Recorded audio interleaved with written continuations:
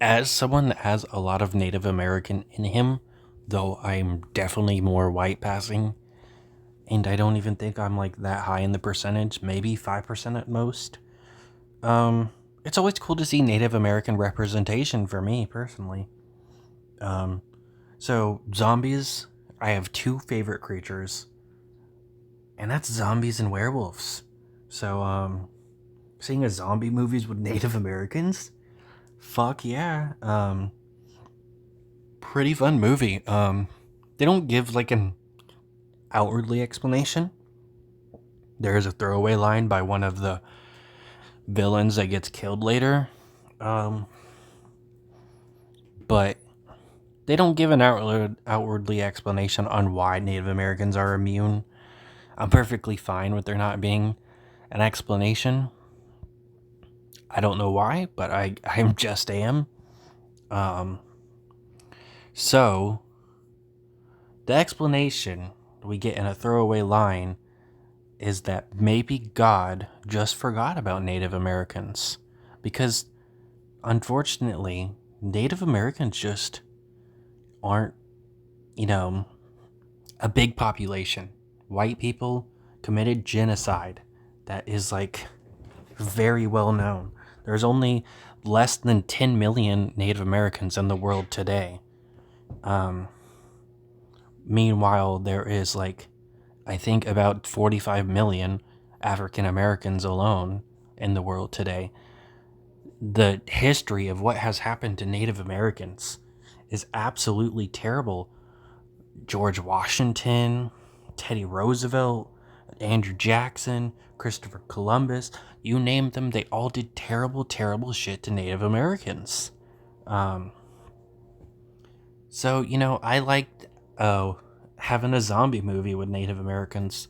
The idea of blood quantum is a bit of a controversial topic due to the fact that, the last full blooded Native American in my family that I know of was my great grandma who died in 2006.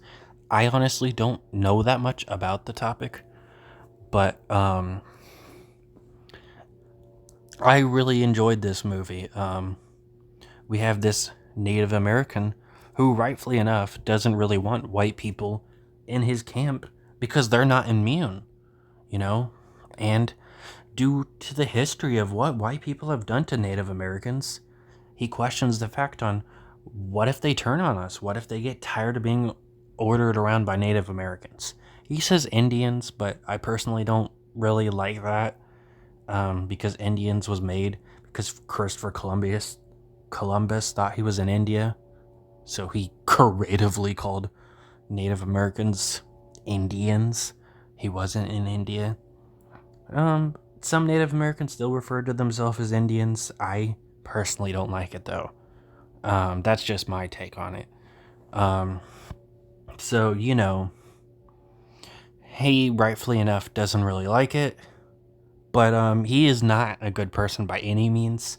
He literally admits to sexual assault, saying that he had slept with a girl that had got so drunk that she would sleep with anybody. That is sexual assault, and he gets his dick ripped off and eaten by her. It's very satisfying for that to happen to him. Now, however, what he does wrong is he who decides to willingly let a zombie in the camp to go kill a bunch of white people. But that's also going to kill the Native Americans, the people you're trying to protect.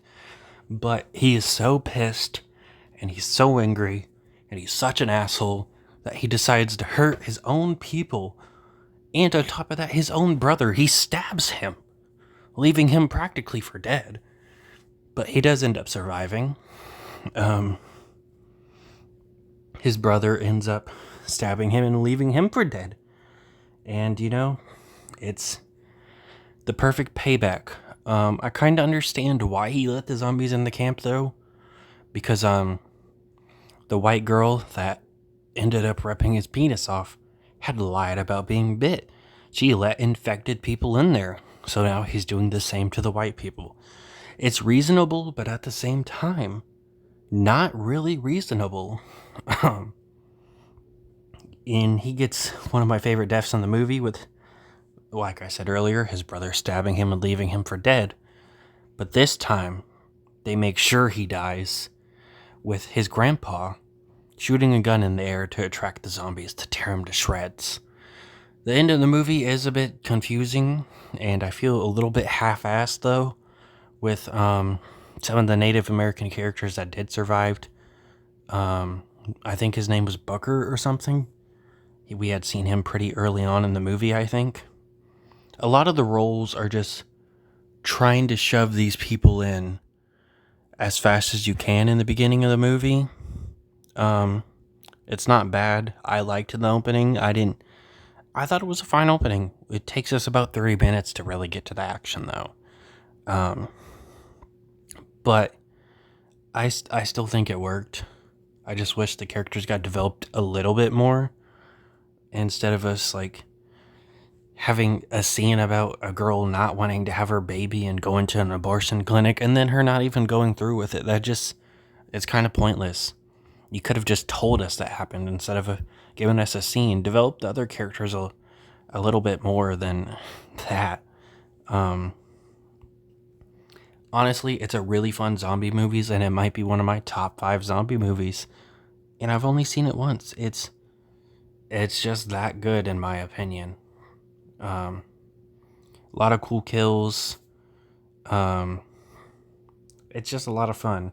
The movie ends with him, unfortunately, having to kill his girlfriend because she is white and she can be infected by the zombies.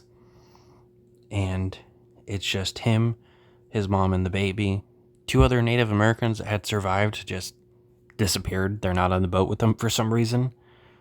And his grandpa decided to stay because he didn't want to have to leave his land again. Which is perfectly reasonable, in my opinion, anyway. And that is Blood Quatam.